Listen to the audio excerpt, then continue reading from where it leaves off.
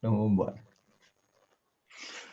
Boa noite, bom dia. O dia que Brisbane, escolhida como sede das Olimpíadas 2032, chupa a humanidade. Estamos aqui com a gravação do nosso Lean Hub, hoje com um convidado especial, o Thales Ferreira, diretamente da Alemanha. É Alemanha, né, Thales? Você tem, né? Você falou de 45 países, você é responsável. Eu fiquei em dúvida se era Alemanha ou não.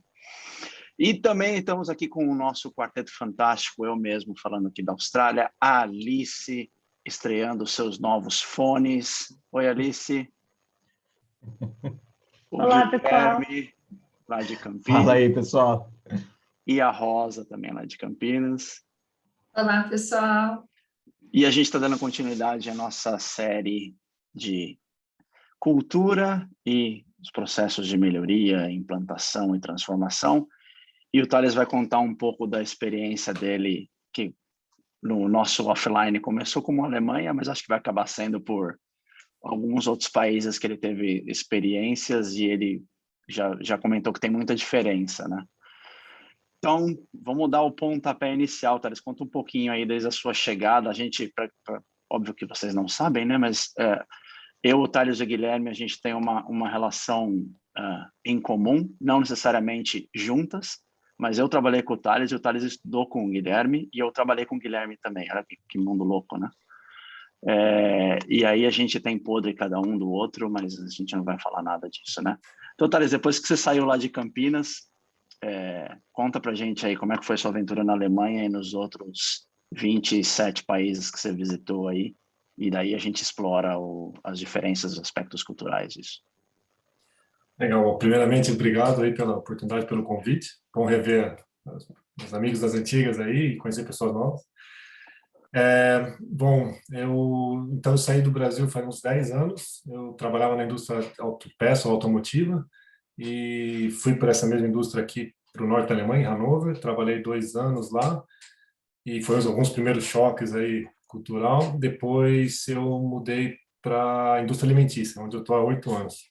E na indústria alimentícia, então, eu era responsável pela Europa, Oriente Médio e Norte da África. Então, como eu disse, como você já falou, né, Luciano, eu tive a oportunidade aí de apoiar e a implementação de diferentes práticas aí em diversos países, diversas culturas.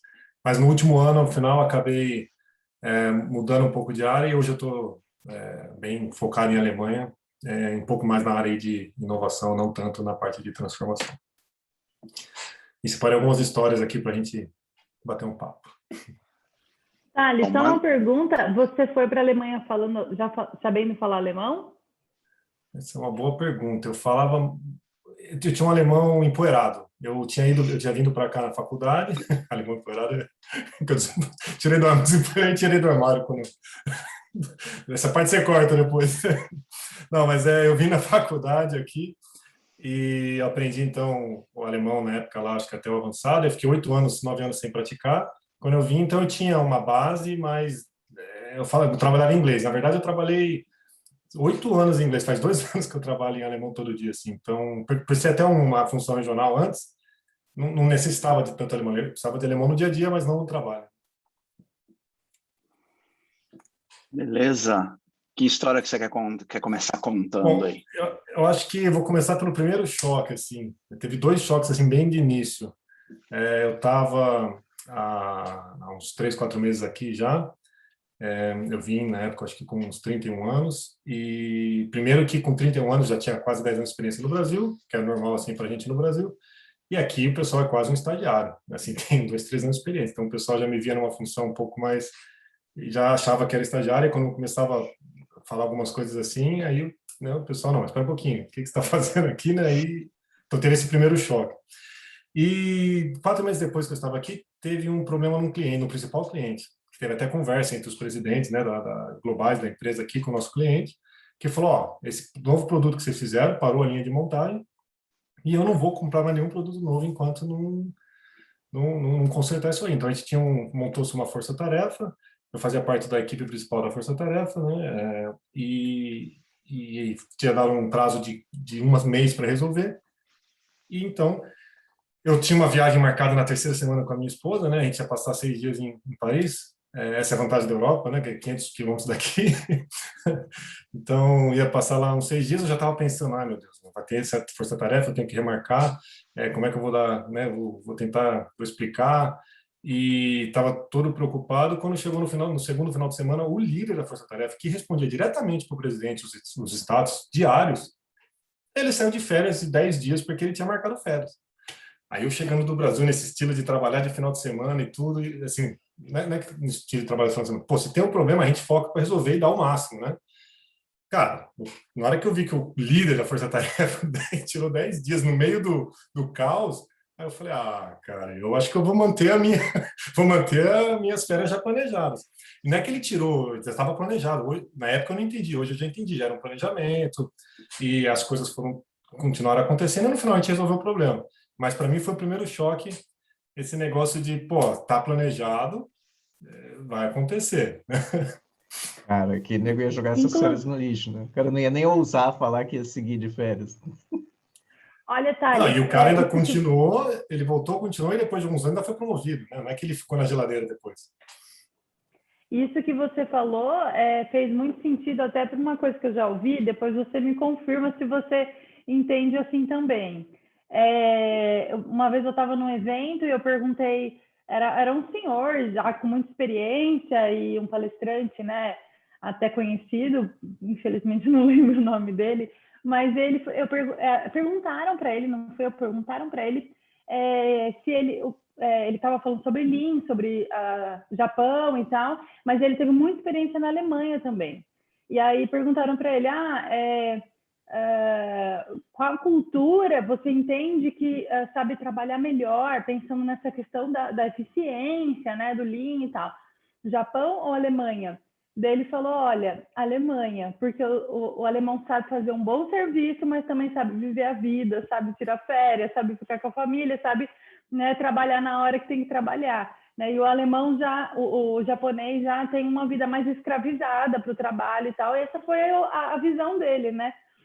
Não sei se você já teve experiência no Japão, mas pelo que você está falando, então o alemão tem isso, né? Ele sabe separar e pelo que eu entendi, assim, sabe entender a importância do viver familiar também e do saber chegar em casa no horário certo, saber a hora de começar, a hora de terminar. Então, é mais ou menos assim mesmo? Exato. Eu não tive pessoalmente experiência no Japão, eu já trabalhei com pessoas que trabalharam lá, mas da Alemanha eu posso falar que é exatamente isso mesmo. A gente costuma ter a expressão no Brasil, né, caiu a caneta, né, às 5 da tarde aqui, por exemplo, cai a caneta. Uma sexta-feira com sol de verão, 2 da tarde, 3 da tarde, já não tem mais ninguém no escritório. E tem acho que até o Luciano comentou num dos outros vídeos que eu vi aí do canal, que às vezes tem até por necessidade, não dá para você ficar até as 8, você tem que buscar as crianças, não tem ninguém para buscar as crianças para você, né? Tem até a sociedade em si montada para isso. Mas eu acho que tem essa parte assim de eles são focados, e respeito muito o equilíbrio da vida pessoal e vida profissional. Acho que essa é a palavra, né? O equilíbrio aí profissional e vida pessoal. Isso é muito forte. Tem alguns exemplos também nesse sentido, se você quiser desenvolver. Talvez até fazer o link, eu não sei. Já posso entrar em outro exemplo ou vocês vão querer, não sei... Manda bala. Não, link profissional e pessoal de pessoas, assim, várias pessoas recusando promoção. Né? Tipo assim, você fala com a pessoa do time, você fala assim, achei legal, você está se desenvolvendo bem, o que você acha de ir para essa posição? Nossa, assim, 80% dos casos, na minha experiência, lógico, né, não é geral na Alemanha, mas muitas pessoas, elas negam. Aí você fala, pô, mas por quê? Porque aí eles percebem assim, eu vou assumir uma responsabilidade muito grande, a recompensação financeira, a compensação, né, financeira não vai ser, que nem, sei lá, no Brasil, 30%, 50% a mais, não vai ser isso, vai ser pouco. Então ele fala assim, eu vou ter uma responsabilidade muito maior, vai estragar meu equilíbrio da vida profissional com a vida pessoal. Então, tem esse ponto, tem um lado também um pouco acho que estabilidade. Se o cara renegar uma promoção, não vai ter problema nenhum.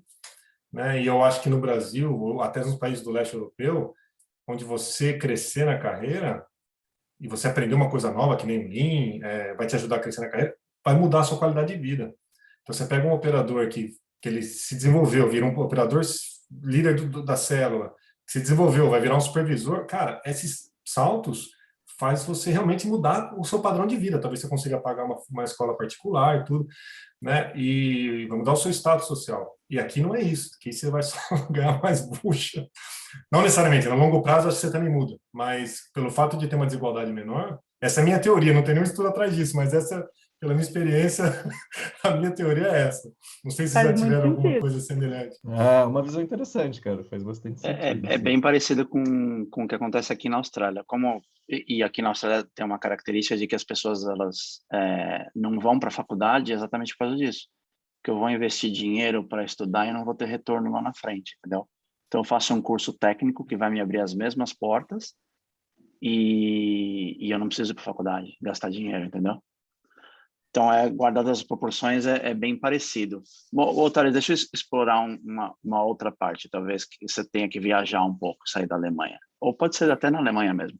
É porque a cultura da Alemanha, ela, guardadas as suas devidas proporções, ela tem muitas similaridades com a brasileira, né? Então, tipo, o respeito à hierarquia é muito comum, a forma de você se comunicar é muito parecida, mas você percebeu alguma diferença em algum lugar que você foi, onde você teve que adaptar o fato de você ser brasileiro com a cultura local? Que na Alemanha eu sei que você não sofreu muito com isso, mas teve algum país que você falou, cara, eu sempre comuniquei assim e aqui não funciona?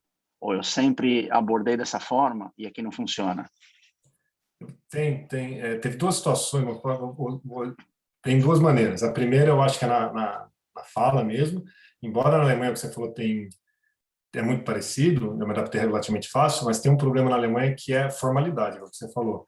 E os pronomes de tratamento. E aqui você não chama, se você não conhece a pessoa, você não chama pelo primeiro nome. Eu chamaria você de senhor Peloche, né? Então, no começo, hoje já está mudando, até dentro da própria empresa, eles estão cada vez incentivando mais a informalidade, que eles chamam. Mas então, se eu vou falar com a professora dos meus filhos, por exemplo, na escola, é a senhora tal, né? Na empresa também. Então, assim, teve um pouco de adaptar para não ser tão informal e até o contato, eles dão tapinha no ombro e não sei o quê. Cara, isso aqui... Antes da pandemia, agora na pandemia é normal você não ter contato nenhum. Mas antes da pandemia, o pessoal, às vezes até abria alguns caminhos, o pessoal via como empatia, mas eu tive que me adaptar. Mas um outro que foi, eu acho, marcante para mim, foi na Finlândia. A minha experiência lá é uma sociedade bem introvertida, vamos dizer, bem fechada, talvez, vamos dizer assim. E eu ia frequentemente lá, sei lá, frequentemente, o que é frequentemente? Umas 3, 4 vezes por ano. E assim, eles estavam fazendo a implementação lá na fábrica e eu ficava lá com eles uns 3, 4 dias, a gente falava, né, reconhecia as partes boas e a gente discutia durante esses 3, 4 dias de visita aonde poderia melhorar para alcançar, né, para vocês melhorar a performance da fábrica, ali no caso. E, geralmente, depois que a gente faz isso, a gente faz uma sessão de conclusão, de encerramento, no qual, né, a gente fala o que está indo bem para reforçar e onde pode melhorar. E, geralmente, eu fazia isso, sei lá, no flip chart e o pessoal, né, no brainstorm. Né? E eu nunca tive problema, sei lá, 12, 13 anos eu já nunca... Sempre se aprende na teoria que você tem brainstorm, brainwriting, não sei o quê. Mas eu sempre falava, no Brasil, na cultura mais latina, eu falava, cara, nunca precisei usar isso. No máximo, assim, quando você vê que as pessoas no Brasil não estavam confortáveis, você tirava o chefe da sala, as pessoas falam, né? É uma cultura mais aberta. Lá, eu lembro que eu usei várias técnicas para extrair o silêncio constrangedor, chamando as pessoas especificamente, e não saía nada. Aí a pessoa falou assim, Thales, né, foi na minha primeira visita, sua primeira visita aqui, né? Eu falei, gente, nós finlandeses, a gente não tem muito costume de falar em público assim na frente dos outros. Fala para eles escreverem. Aí eu falei, nossa, cara. Aí eu falei, vocês podem... Então escreve o que vocês acharam. Aí veio um monte de post-it. Então eu falei, cara, eu nunca achei, assim, já tinha visto na teoria essas coisas, mas nunca achei que eu ia precisar usar isso. Né? E ali eu aprendi um pouco nesse caso da Finlândia. Eu falei, você tem que realmente, não adianta ser o extrovertido que não dá certo, não. Que legal. Que história legal. O que mais, gente? Tem uma pergunta, Rosa? Eu estava pensando aqui que eu fiz um curso de autoconhecimento, sabe? E eu me enveredo bastante por essa linha tal. E nesse tipo de curso em que você vai buscar isso, fala-se muito da cultura, né? E aí um dos professores falou que na Alemanha, só voltando assim um pouquinho na Alemanha, que eu tinha me lembrado, que ele foi dar uma festa de aniversário e tinha um alemão recém-chegado no Brasil, e que aí ele foi convidar, né, de maneira bem, assim, amistosa, olha, vou fazer uma recepção e tal, e para o meu aniversário eu gostaria muito que você fosse. Então, o cara virou e falou assim, não, muito obrigada, virou as costas e saiu. E para os brasileiros, aquilo assim, todo mundo olhou e falou, que cara grosso, que, né, falta de educação e tal. E aí esse professor virou e falou, não, é você entender. Ele, na hora, também chocou, mas ele disse, depois eu fui tentar entender sobre qual perspectiva ele estava falando. Ele não tem a necessidade de fazer uma coisa que nós brasileiros temos, que é para tudo tentar uma cordialidade que muitas vezes força uma justificativa para determinadas situações, e que aí você tenta criar isso, mas na verdade é até falso, porque você já sabe que você não vai, mas ao mesmo tempo você vira e fala, eu não vou porque eu tenho um aniversário sei lá, da minha mãe, alguma coisa assim. Tem um E ele negócio. falou, e o alemão é muito diferente, assim, se ele já sabe, eu não vou, não faz sentido eu ir, porque, né, eu tenho um outro compromisso, ele não iria. Você sentiu alguma coisa dessa forma aí? Com certeza. Você foi falando, eu já fui me identificando. Assim, o brasileiro falaria, legal, vou ver, né? Vou ver, vou dar uma passada talvez, e não vai. E aqui ele não entende por que você faz isso. Você já sabe que você não vai, não tem problema, não é pessoal. Ele não vai porque ele não gosta de você. Ele não vai porque ele tem um compromisso, ou porque às vezes, né, eu não sei, ele não quer ir. Ele não precisa dar justificativa por que ele não quer ir. Eu não vou. Uhum. Então, isso realmente, eles são bem diretos. Isso eu acho legal. Na verdade, pode ser. É um choque no início, mas eu acho legal porque não tem. O que não acha mesmo, e às vezes não é pessoal. Às vezes não, a maioria das vezes não é pessoal. Teve uma vez que você pergunta, ei, como é que você está hoje, né? Quando você fala com as pessoas. Eu estava falando com uma funcionária e ela falou, eu falei, ei, tudo bem hoje? Nossa, ela começou a falar um monte de problema. Aquela que eu falei, pô, me arrependi de ter perguntado, mas você só espera um oi, tudo bem, tal, então tá meio quente, sei lá, você espera alguma coisa assim. Cara, ela ficou uns 30 minutos falando, porque se eu perguntei, eu quero saber. E aí eu tive que realmente fazer um exercício e falar, não, pera um pouquinho, então vamos dar ouvidos Mas hoje com ela, eu penso 2 vezes antes de perguntar. Você ter parado com 3 minutos e falar, desculpa, foi só uma pergunta retórica, não era pra você responder. Mas é interessante que isso você contou, Rosa. Na verdade, o cara foi super educado, né? Ele não ia. Né? Gente que é mal educada, que fica, vou ver, acho que eu vou dar uma passada, né? Tá legal, obrigado. Né? E Aí a sem pessoa a prepara um prato ir, a né? mais ali para você e você não vai, né? Exato. É pior. Eu achei até que você ia falar outra situação que é comum, você fala, vamos marcar lá em casa, na hora o alemão vai tirar o caderninho quando? Né? Não vai, então, para A marcar. gente vai se falando, a gente vai se falando. Não, eu te ligo. São os aspectos culturais mesmo. Você contou essa história, eu lembro. E na empresa, você teve... Minha filha está tendo uma experiência em Munique, né? E aí ela comentou que ela já passou por dois locais de trabalho, ela é jovenzinha, né? E aí ela falou que é muito comum, assim, o pessoal...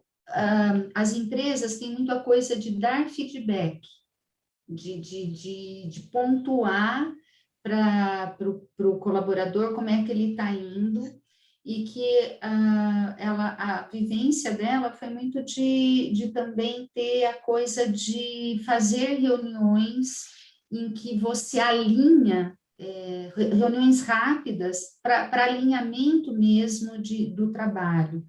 Isso é uma característica da área dela, que é uma área de designer, tal, ou isso é parte mesmo da cultura alemã, de você tentar dar retorno, tentar dar oportunidade para as pessoas melhorarem, e já que é tudo tão focado, então, assim, quando você cria o alinhamento, reduz, né, a possibilidade de uma falha no processo.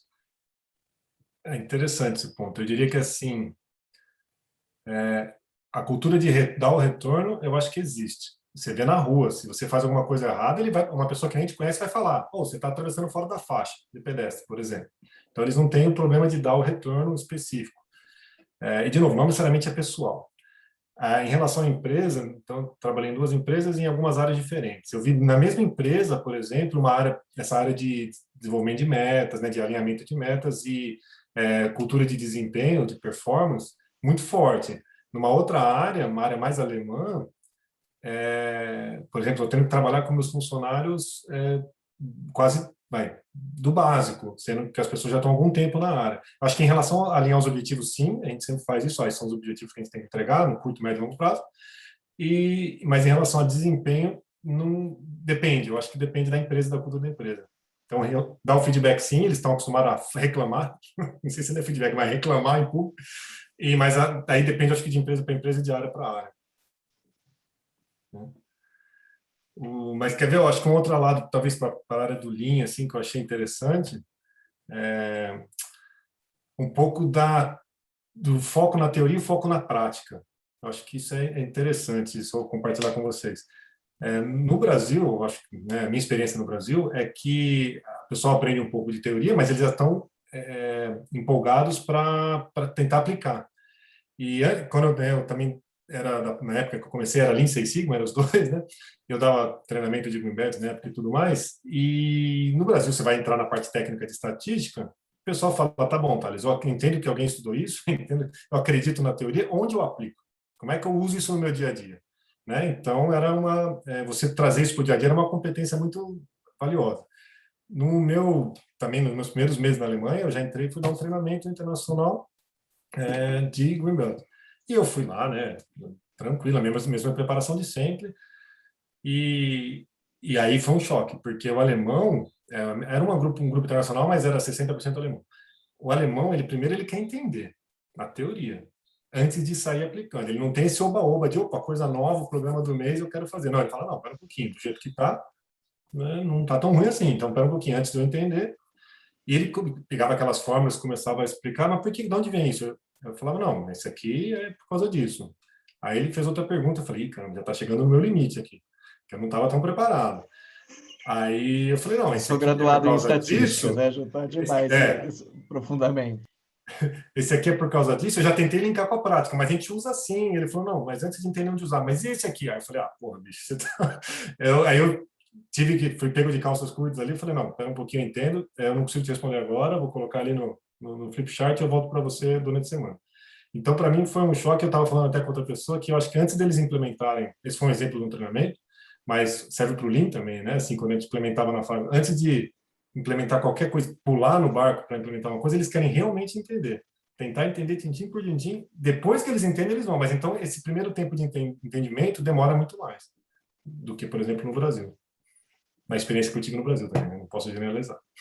Ô, Thales, cara, esse exemplo é sensacional que você falou, porque a gente não é muito diferente com o brasileiro.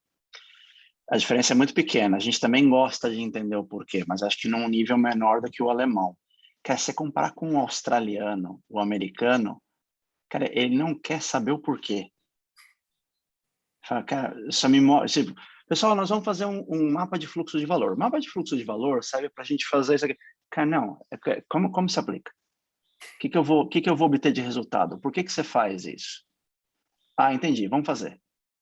Depois, talvez eu te pergunte de onde vem, por que foi criado e etc. Que é o antagônico disso que você acabou de explicar. Então, acho que talvez você sinta essa diferença, porque existe uma diferença entre o Brasil e a Alemanha. Mas, cara, se você vier fazer aqui, você vai falar, nossa, não tem, nós somos iguais aos alemães. Mas aí, para o segundo treinamento, eu estava preparado. Na segunda semana, eu fui lá, fiz minha lição de casa. Mas eu fui pego de surpresa. Cara, se eu faço treinamento de introdução ao Lean aqui que dura mais que meia hora, os caras me mandam embora. E talvez tenha a ver com aquilo que eu falei antes. Por exemplo, você pega na fábrica, você põe um negócio novo, a pessoa no Brasil, no leste europeu, vai falar, pô, isso aqui, de novo, pode ser conhecimento para mim que pode impactar, né, numa promoção no futuro, né, e mudar minha vida. E aqui, de novo, o cara vai falar, pô, que lá vem com esse negócio novo, né? Para quê, né? Não estamos tão ruim assim. Sempre aquela cabeça deles, né? Também não estou falando que eles são bem, mas é um pouco mais difícil. Interessante. O brasileiro também é um pouco mais literal. Acho que ele tem que ver para acreditar, sabe? A gente precisa, né? Sei lá, eu fiz já treinamento na linha de frente de uma fábrica. E para os caras entenderem que o processo, o One Piece Flow, era muito melhor do que o que eles estavam fazendo, a gente teve que sentar e fazer uma dinâmica com a galera ali, né, no refeitório, para eles entenderem e cronometrar e provar. Olha como é mais rápido, vamos fazer? Vamos! Porque antes ninguém queria mudar o jeitinho deles de fazer.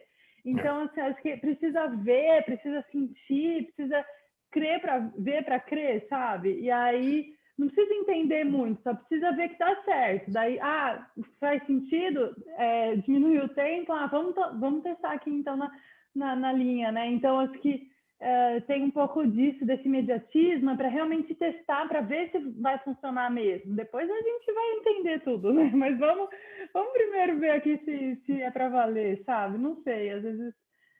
Né, os cases são muito valorizados, as simulações, eles querem, né, botar a mão, sentir, ver acontecendo, ver foto de outros lugares, ver vídeo. Acho que isso que dá essa vontade de fazer. Eu acho isso legal. Acho que os cases são muito importantes, é o que você falou, né? Acho que a gente, como brasileiro, tem capacidade de olhar outro lugar e falar, pô, não se aplica exatamente igual, mas eu consigo tirar isso e isso de positivo e adaptar para o meu. Acho que com certeza vocês, na experiência de vocês, já ouviram milhões de vezes isso, mas eu apresento alguma coisa, mas aqui é diferente. Mas aqui não é Brasil. Aqui na França. Aqui não é... Aí você fala assim, vou dar um exemplo, sei lá, aqui não é Indonésia. Você só dá exemplo de... Aí você fala, não, tem exemplo na França, tem um exemplo na Inglaterra. Mas aqui na Alemanha é diferente. Pô, o que você mais ouve aqui não dá, nós somos especiais, nós somos diferentes. Então, mas eu acho que em qualquer lugar você ouve isso, mas aqui o pessoal acho que é um pouco mais cabeça dura, talvez. Não é cabeça dura, acho que estou sendo maluco, mas demora mais para absorver. Esse ponto que você trouxe é interessante, porque eu tô mais na teoria da Alice, né? O brasileiro, ele não quer muito se aprofundar na teoria das coisas, ele quer se aprofundar na prática. Mas onde que tem? Onde que foi feito? Que resultado que trouxe? Como que funciona, né? Ele não quer muito se aprofundar na teoria, né? Tanto que o brasileiro adora um roadmap, né? Então, se você fala assim, segue esse caminho das pedras aqui, que dá certo, o cara adora isso. Ele vai aderir a um roadmap e vai seguir ele ali, se você provar que aquilo lá está implantado e seguido em outros lugares, né? Ele não quer muito saber da teoria e de onde que veio aquele roadmap e como é que foi feito, né? Ele não entende muito bem os conceitos que estão por trás, por exemplo, de ferramentas aí. Ele sabe que ele quer saber se a ferramenta funciona bem e se funciona bem para o caso dele, né? Então, acho que isso acaba sendo um pouco diferente. Aí nisso que os cases têm muito peso para a gente. Eu acho que talvez uma coisa cultural também diferente até pela própria acesso a recursos. No Brasil, geralmente, a gente não tem recurso. Então, a gente tem que usar um pouco a criatividade e achar soluções aí bem legais. Aqui tem recurso mais fácil. Então, eu vou dar um exemplo. Você vai fazer uma melhoria numa linha. A primeira coisa, se tem algum problema na linha, ou de qualidade, ou de produtividade, alguma coisa, se é um problema mais crônico, a primeira resposta é, vamos trocar a linha. Você fala, pô, bicho, mas a linha tem 10 anos. Não, então, já depreciou. Eu falo, que isso, cara? Isso no Brasil aí o mais engraçado é que, assim, nessa mesma empresa que eu trabalho também tem no Brasil, e eu falo assim, cara, tem máquinas rodando lá de 36 anos com uma eficiência de 85%, cara.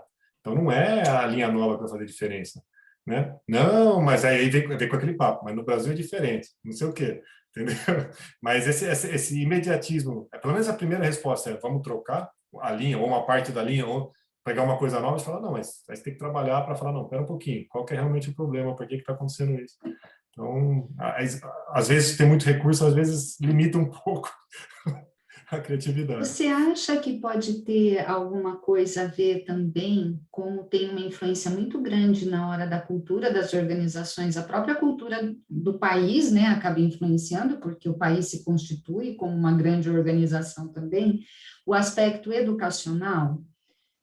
O Brasil tem muito desnível educacional, né? Esse desnível, muitas vezes, o fato da pessoa precisar querer mais o caminho das pedras é porque o estímulo mental para realmente ela conseguir criar o caminho das pedras, ela não está tão habituada. Então, assim, uma das grandes deficiências hoje no Brasil é a formação do corpo técnico, né? Então, assim, a gente tem uma deficiência na formação de técnicos que possam atuar e trabalhar nas mais diferentes organizações. E aí, independente da área, né?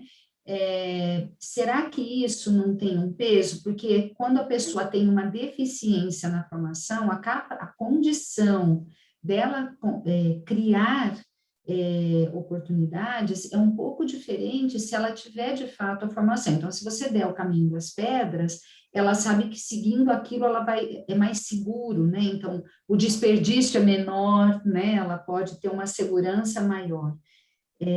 Você acha que isso tem a ver? Tem uma lógica nisso que eu estou falando? É um bom ponto. Eu nunca tinha pensado por essa perspectiva. O que eu posso falar assim que é fato é aqui eles dão, acho que nem o Luciano falou, bastante ênfase para a formação técnica, né? O técnico, ao mesmo tempo, é muito limitado. Eles ficam nas suas caixinhas. Eles não, se você tem formação, até para você ser recepcionista de alguma coisa, você tem uma formação técnica de 1 ano para ser recepcionista, por exemplo, né? Então, e se você faz aquela atividade, para você fazer uma segunda atividade, já limita um pouco, né? Então, eu nunca tinha olhado por essa perspectiva. Pode ser que sim, mas ao mesmo tempo eu tenho um exemplo que acho que as pessoas se limitam quando são muito técnicas. Vou dar um exemplo fora da área de manufatura, mas na área de saúde, que eu acho que vocês dois trabalham na área de saúde, né? Mas como cliente. Eu tinha machucado no joelho e consegui, né, geralmente, né, você vai marcar um exame para daqui, sei lá, 4 meses, 4 semanas, e aí eu consegui um encaixe para a semana seguinte, para o dia seguinte, porque eu estava com o joelho realmente doendo. Como era um encaixe, a mulher marcou para as 10, geralmente se marca às 10, 10 e 15 você é atendido. Eu cheguei um pouco antes, estava lendo o livro, e o pessoal ia sendo chamado, e ninguém me chamava, né? Aí eu fui ver, falei, cara, já li, sei lá, 5 capítulos aqui, já faz tempo, né? Era para ler um capítulo só para passar o tempo, e era quase meio-dia. Eu falei, louco, né? Nunca atrasou tanto assim. E fui falar com ela, e eu tinha um compromisso depois, às 1h30, que eu não podia ficar muito tempo mais. E eu, de novo, foi no começo aqui, e aquelas típicas atitudes, né, de brasileiro. Eu cheguei lá com a mulher, falei, não, eu queria entender. Ela falou, não, qual que é o seu nome aqui? Não, você vai ser chamado logo. Eu falei, não, mas logo quando? Ah, não sei. Eu até falei, posso falar com sua chefe? A mulher falou, olhou para mim e falou, como assim você quer falar com minha chefe? Eu falei, tá errado isso aqui, né? Aí ela virou para outra, até fez piada, assim, né? Ele quer falar com a chefe, eles deram risada, assim. Aí eu falei, não, pera um pouquinho, então, aí me explica. Aí ela falou, não, você é o próximo. Eu falei, mas eu tenho que ir embora. Eu tenho um compromisso. Eu já perdi o dia hoje. Faz o seguinte, ó, pega minha pasta, tinha uma pasta com umas 10 pessoas fazer exame. Põe lá embaixo.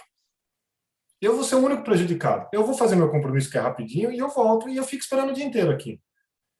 Nossa, ela deu tela azul na cara dela. Ela não sabia.